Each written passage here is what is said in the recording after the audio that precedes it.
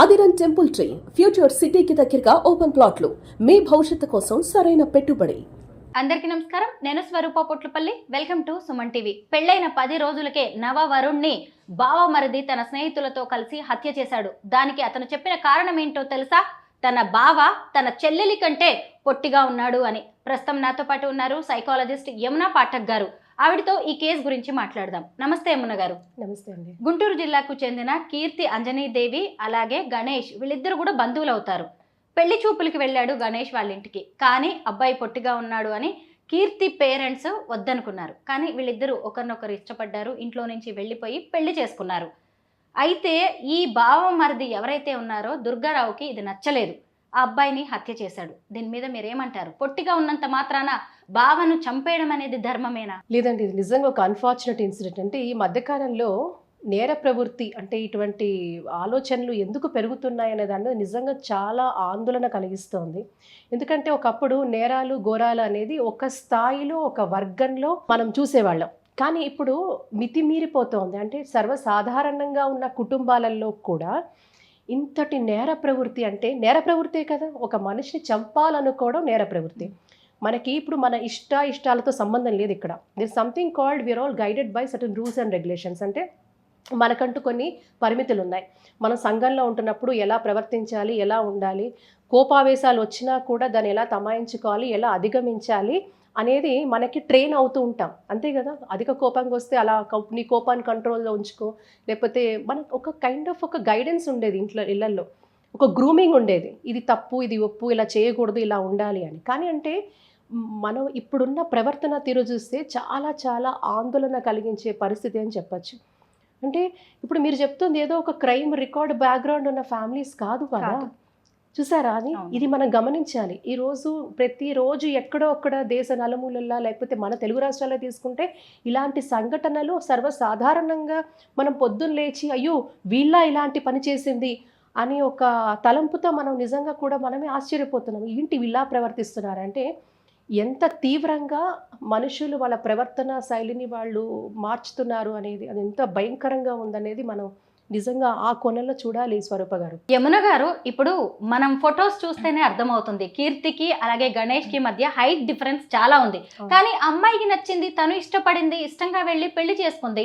అయితే తనకు నచ్చిన వ్యక్తిని పెళ్లి చేసుకునే హక్కు కూడా ఒక ఆడపిల్లకు లేదా? ఖచ్చితంగా ఉంటుంది. ఇప్పుడు ఆడపిల్లకి మగపిల్లలకి వాళ్ళందరూ కూడా ఒక వయసు వచ్చిన తర్వాత వాళ్ళ ఇష్ట ప్రకారంగా నడుచుకునే హక్కు ప్రతి ఒక్కరికి ఉంటుంది. సో మనము పక్కన వాళ్ళు ఏంటంటే అవతల వాళ్ళ ఇష్టాలని గౌరవించాల్సిన అవసరం ఉంది కానీ ఇంకా ఇందులో ఎన్నో పర్మిటేషన్స్, కాంబినేషన్స్ ఉంటాయంటే మేము కష్టపడి పెంచాము. చాలా వరకు ఎలా వస్తుందంటే ఒక వర్షం నిందాం మనం. ఏంటి, మేము కష్టపడి పెంచాము, మాకు కూడా మన కోరికలు ఉంటాయి, ఆశలు ఉంటాయి, మా ఇంటి ఆడపిల్ల ఫలానా ఇంటికి వెళ్ళాలి, ఫలానా వాళ్ళతో ఉండాలి అనేది వాళ్ళ ఆలోచన ఉంటుంది. వీళ్ళేమనుకుంటారు, అయ్యో నాకు స్వాతంత్రం నాకు లేదా, నా ఇష్టమైన వ్యక్తిని నేను పెళ్లి చేసుకోకూడదా? అది ఆడపిల్ల కావచ్చు, మగపిల్లడు కావచ్చు, నాకు నచ్చిన అమ్మాయో నాకు నచ్చిన అబ్బాయి. అంటే ఒకటి ప్రేమలో ఉన్నప్పుడు మనకి చాలా కనపడవు అంటారు చూసారా. మహామహా కవులే చెప్పారు. వాళ్ళకి ఏంటంటే మీరు ఇందాక అన్నారు బాడీ షేమింగ్ అని. ఎవరి కంటికి ఎవరు ఎలా కనపడతారు? Beauty lies in the eyes of beholder. ఒక ఫేమస్ ఇంగ్లీష్ పోయట్ అన్నారు, జాన్ కీట్స్. సో ఎవరికి ఎవరు ఎలా అందంగా కనపడతారు? హైట్స్ నాకు తెలిసి బాగా పొట్టిగా ఉన్న ఆడపిల్లల్ని మగవాళ్ళు చేసుకున్నారు, మగపిల్లల్ని ఆడవాళ్ళు ఇట్లా చాలా లావుగా సన్నగా. Body shaming, love is beyond body shaming. ప్రేమ అనేది ఇవన్నీ కనపడవు మనకి. ఏ మనసు నచ్చుతుందో, ఏ కోణంలో, ఏ దృష్టికోణంలో వాళ్ళు చూస్తారో మనకు తెలియదు. సో ఈ రెండు ఎప్పటికీ డిబేటబులే స్వరూప గారు. ఇప్పుడు వీళ్ళ వర్షన్లో మేము కని పెంచి పెద్ద చేసాము, మేమంతా ఆలనా పాలన చేసాము, మా అమ్మాయి లేదా మా అబ్బాయి వీళ్ళతోనే పెళ్లి చేసుకోవాలి అని వీళ్ళు అంటారు. వీళ్ళు ఏమిటంటారు, మేము ఇలా ఉన్నాం, మా ఇష్టం. ఇక్కడ ఏంటి అంటే ఎక్కడో ఒక చోట అగ్రియబుల్ టర్మ్స్కి రావాలి. వీళ్ళు కొంత అర్థం చేసుకోవాలి, వీళ్ళు కొంత అర్థం చేసుకోవాలి. ఎందుకంటే పెళ్ళి అనేది కేవలం ఒక ఇద్దరు వ్యక్తులు కాదు, 2 కుటుంబాలు అని చెప్తాం. సో ఎవరు అల్టిమేట్గా కలిసి కాపురం చేసేది, కలిసి 100 ఏళ్ల జీవితాన్ని ముందుకు తీసుకెళ్లేది ఆ ఇద్దరు వ్యక్తులే. ఆ ఇద్దరు వ్యక్తుల మనసుల్లో ఏముంది అని గౌరవించాల్సిన అవసరం ఎంతైనా కుటుంబాలకు కూడా ఉంటుంది. ఎంతసేపు నేను అనుకున్నది జరగాలి, నేను అనుకున్నది జరగకపోతే విపరీతమైన మనము ధోరణికి వెళ్తాము. ఫర్ ఎగ్జాంపుల్ కొన్ని పరువు హత్యలు మనం ఎన్ని చూసుంటాం. ఇప్పుడే కాదు, నార్త్ ఇండియాలో కానీ సౌత్ ఇండియాలో కానీ మరీ ముఖ్యంగా ఈ పరువుకు సంబంధించి నా కుటుంబానికి ఒక కలంకం, నా కుటుంబానికి ఒక ఇలాంటివి కూడా చాలా జరుగుతూ ఉంటాయి.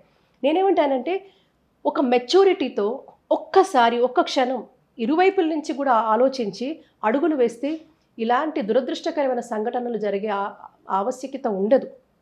ఎందుకంటే అల్టిమేట్గా ప్రేమతత్వం మానతత్వం లేని ఎవరైనా ఎందుకు మనకి ఏ కుటుంబమైనా ఏ సంతోషంగా వీళ్ళు ఉండగలుగుతారా? ఇప్పుడు వీళ్ళు ఉండగలుగుతారా? ఈ అమ్మాయి మళ్ళీ ఆ కుటుంబానికి వెళ్ళగలుగుతుందా? ఇప్పుడు వాళ్ళు ఏమన్నా ఇప్పుడు వాళ్ళ ఇంట్లో ఒక అబ్బాయి నేరం చేశాడు, ఇప్పుడు ఆ అబ్బాయి జీవితం ఏం కావాలి? సో మీరు ఎన్ని కోణాల మనం చూడాలి. అంటే ఎంత ఒక చిన్న పొరపాటుతో, చాలా భయంకరమైన పొరపాటుతో, ఒక ఆవేశపూరితమైన పొరపాటుతో, అలాంటి ధోరణితో ఆ రకమైన అది ఒక నేరానికి దారి తీసింది. అది కూడా ఇర్రిపేరబుల్. ఒక మనిషి ప్రాణాన్ని తీయడం అనేది క్షమించరాని నేరం, అది ఎవరు చేసినా. ఇప్పుడు ప్రాణాలు తీసే హక్కు ఎవరికి లేదు, చట్టపరంగానే కాదు ఏ రకంగా కూడా ఎవరికి లేదండి. నచ్చ చెప్పుకోవచ్చు, లేకపోతే ఇంకేదైనా చెప్పుకోవచ్చు, పోట్లాడచ్చు, తిట్టుకోవచ్చు, అంతవరకు. కానీ మనం ఒక మనిషి ప్రాణం తీయాలి అనుకునే ఒక భావజాలము ఎవరిదైనా కూడా అది క్షమించరాని నేరం. దీన్ని ఖచ్చితంగా మనం పరువు హత్యగా చూడాల్సిందే. నిజంగా తమకు ఇష్టం లేని వ్యక్తిని ఆ అమ్మాయి పెళ్లి చేసుకుంది అనే అక్కస్తోనే అతన్ని చంపినట్టుగా మనకు అర్థమవుతుంది. అంటే వీళ్ళకి నచ్చలేదు, అయినా ఈ అమ్మాయి పెళ్లి చేసుకుంది, అందుకే చంపేశాము. పోలీసుల ఎదురుగానే అతను వార్నింగ్ ఇచ్చి మరీ చంపేశాడు. అంటే హత్యలు చేస్తే దొరికిపోతాము అనే భయం కూడా జనాల్లో ఉండట్లేదు. లేదు అదే నాకు చాలా ఆందోళన కలిగించే విషయం. ఎందుకంటే నేను అదే అంటున్నాను, ఒకప్పుడు నేర ప్రవృత్తి అనేది ఈ వర్గం వాళ్ళతో ఎక్కువ నేర ప్రవృత్తి ఉందని చెప్పే పరిస్థితి మేమే చెప్పేవాళ్ళం. కరుజు నేర ప్రవృత్తి ఎలా పెరిగిపోతుంది విచ్చలవిడిగా, ఒక అడ్డుకట్ట లేకుండా. మనం పొద్దున లేచి మామూలుగా అబ్బా ఇంత శాంత స్వరూపులు, ఇంత శాంత స్వభావం ఉన్నవాళ్ళు, ఎంతో అద్భుతమైన కుటుంబాలు, ఎంతో గౌరవ ప్రతిష్టలు ఉన్న కుటుంబాలు అని చెప్పుకున్న మనము పొద్దున్న లేస్తే వీళ్ళ ఇలా చేసింది అని ఆశ్చర్యపోయేవాళ్ళు. మీరు వెళ్ళి ఇంటర్వ్యూ చేయండి, లేకపోతే ఎవరితోనో మాట్లాడితే కూడా అయ్యో వాళ్ళు ఇలాంటి వాళ్ళు కాదండి అనే ధోరణి కూడా మనం కొన్ని విషయాల్లో చూసాం. చాలా పరువు ప్రతిష్టలు, వాళ్ళకి చాలా పేరు ప్రతిష్టలు. ఏమంటే పేరు ప్రతిష్ట, పరువు ప్రతిష్ట అన్నారు కదా, మీరు ఒక మనిషిని హత్య చేస్తే మీ పరువు ఉంటుందా? ఇది నా క్వశ్చన్. పరువు హత్యలు చేసేవాళ్ళు వాళ్ళ పరువు వాళ్ళు ఇంకా తీసేసుకుంటున్నారు కదా. ఇప్పుడు కనీసం వాళ్ళని వదిలేస్తే వాళ్ళ పాటికి వాళ్ళు బతుకుతారు. ఎందుకంటే మన కంట్రోల్లో ఉన్నప్పుడే మనం మన వరకు దాన్ని కంట్రోల్ చేసుకోవచ్చు. మీరు మీ పిల్లల్ని మీ చెప్పు చేతల్లో ఉంచుకోకుండా, మీ చెప్పు చేతల్లో మీరు వాళ్ళని తీర్చిదిద్దుకోలేకుండా సడన్గా వాళ్ళు మీకు నచ్చినట్టుగా ప్రవర్తించాలంటే, ఇప్పుడు చిన్నప్పటి నుంచే మీరు మా పిల్లల్ని మన కళ్ళ సైకిల్తోనే వాళ్ళు చెప్తే వాళ్ళు వినేటట్టుగా, అమ్మ నాన్న చెప్పేది వినేటట్టుగా, లేకపోతే మీ ఇష్టం అమ్మ మీరు ఏం చెప్తే అది, అలా మీరు పెంచితే బాగానే ఉండింది. మీరు అన్నీ వదిలేసి సడన్గా ఇలాంటి చేంజెస్ కావాలి, నా మనసులో ఉన్న కోరికలు వాళ్ళు తీర్చాలి అంటే అది కుదరని పని. మరీ ముఖ్యంగా ఇప్పుడున్న సమాజంలో అది కుదరని పని. అలాంటి పక్షంలో మీరు ఇలాంటివి చేస్తే మీరు ఇప్పుడు ఇందాకన్నా పరువు హత్య అంటే పరువు కోసం మనం హత్యలు చేస్తే మరి పరువు ఎలా ఉంటుంది?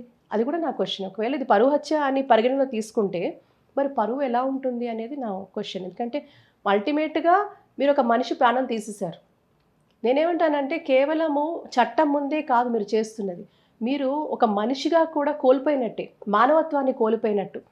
కాబట్టి ఎవరికైనా కూడా అవకాశం మీ పరిధిలో ఉన్నంత వరకే మీరు దాన్ని ఆపగలుగుతారు. మీ పరిధి దాటిపోయింది, వాళ్ళ జీవితాన్ని వాళ్ళు చూసుకుంటారు. హత్యలు చేసే అంత పని ఎవరూ చేయకూడదు అనేది ఇంత విపరీతమైన ధోరణి, విపరీతమైన ఆలోచన. చాలామంది మీకేం తెలుసు మా బాధ అంటారు కదా. మీకేం తెలుసు మా బాధ అన్నప్పుడు మొదటి నుంచి గ్రూమ్ చెయ్యండి. వాళ్ళు అలాంటి పని చేయకుండా అలాంటి భావాజాలంతో మీరు చెప్పు చేతల్లో ఉండేటట్టుగా మీరు వాళ్ళని గ్రూమ్ చెయ్యండి. అప్పుడు మీకు నచ్చిన వాళ్ళతోనే వాళ్ళు పెళ్లి చేసుకుంటారు. లేదు సడన్గా మీ భావజాలం వాళ్ళ మీద రుద్దితే, ఫర్ ఎగ్జాంపుల్ మీ జీవితంలో అలాంటిది ఏమన్నా వస్తే, ఇప్పుడు ఎవరైతే ఇలాంటి పనులు చేస్తున్నారో వాళ్ళకి అలాంటి సంఘటన ఎదురైతే వాళ్ళు చేస్తే ఒకటి, పక్కన వాళ్ళు చేస్తే ఒకటే ఉండదు కదండి. సో జీవితంలో అనేక మార్పులు, సంఘటనలు ప్రతి వాళ్ళు చవి చూస్తూ ఉంటారు. సో సిచ్యువేషన్స్ బట్టి మారుతూ ఉంటాయి. మనం జడ్జ్ చేయకూడదు అంటాను. ద ప్రాబ్లం ఏంటంటే చెప్పమంటారా, ఒక జడ్జ్మెంటల్ యాటిట్యూడ్తో మనము వెళ్ళి మనం అనుకున్నది, మనకు నచ్చింది ప్రక్కన వ్యక్తి చెయ్యాలి అనే ధోరణి చాలా పెరిగిపోతుంది, విపరీతంగా పెరిగిపోతుంది. ఎక్స్పెక్టేషన్స్ బాగా పెరుగుతున్నాయి. సో ఈ ఎక్స్పెక్టేషన్స్ పక్కనోళ్ళు అలా ప్రవర్తించినప్పుడు, మ్యాచ్ అవ్వనప్పుడు వచ్చే ఫ్రిక్షన్, ఆ ఫ్రిక్షన్ని కంట్రోల్ చేయని నేపథ్యంలో అది విపరీతమైన ధోరణులకు దారితీస్తూ ఒక అగ్రెసివ్ దీనికి దారితీస్తూ ఆఖరికి ఒక క్రైమ్ని కూడా కమిట్ చేసే పరిస్థితులకు దారితీస్తుంది. అదే మన కళ్ళ ముందు కనపడుతుంది. సో సహనంతో, మంచి మనసుతో మన చేతుల్లో ఉన్నంత వరకు మనం సంరక్షించుకుందాం, చెప్పుకుందాం. లేదు చేయి దాటిపోయింది, చంపే ప్రయత్నం అయితే ఎవరు చేయొద్దంటాను, నేనైతే తప్పు అంటాను. అది దుర్గారావు అనే వ్యక్తి క్షణికావేశంతో తీసుకున్న నిర్ణయం అనేది ఇప్పుడు ఓ నిండు ప్రాణాన్ని బలి తీసుకుంది. ఇటు చూస్తే అన్న ఏమో జైలు పాలయ్యాడు, చెల్లెలికి ఇది తీరని దుఃఖం. సరే పొట్టిగా ఉంటే ఆమె కదా తన జీవితాన్ని అనుభవించేది, మధ్యలో ఈ అన్న వచ్చి అనవసరంగా ఓ ప్రాణాన్ని తీశాడు. ఇలా ఇంకెవరు చేయకండి దయచేసి. బాడీ షేమింగ్ అవుతుంది, ఇంకొకరి జీవితాన్ని నాశనం చేయడమే అవుతుంది. Thank you so much Yamuna గారు.